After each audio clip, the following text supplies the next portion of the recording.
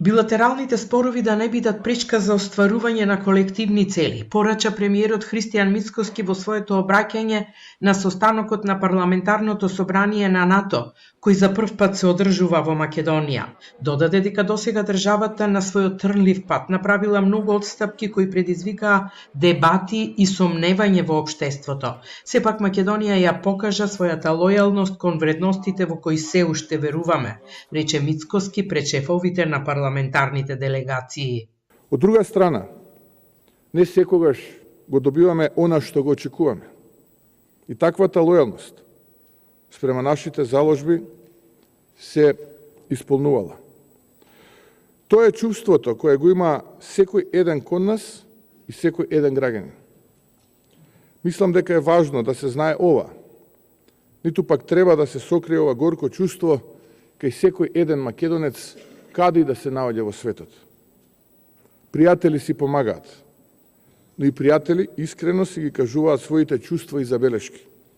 Сметам дека треба да се размисли за воедување на механизми, каде нема да се дозволи билатерални спорови да бидат пречка за остварување на колективна и заедничка цел.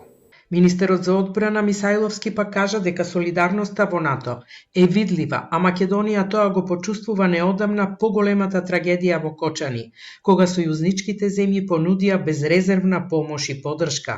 Додаде дека светските процеси уште еднаш потврдуваат дека заедништвото е потребно повеќе од било кога досега.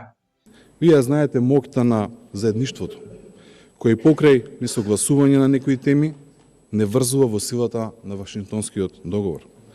Само неколку години по формирањето на НАТО се создаде парламентарното собрание кој во сите овие изминати години придонесува за одржување на демократијата, индивидуалните слободи и владење на правото како најсилни принципи на кои почива евроатлантската идеја. Парламентарното собрание на НАТО брои 281 делегати од 32 земји членки на НАТО, како и делегати од асоцијативни земји членки, регионални парламентарни набљудувачи од други земји и делегација од Европскиот парламент.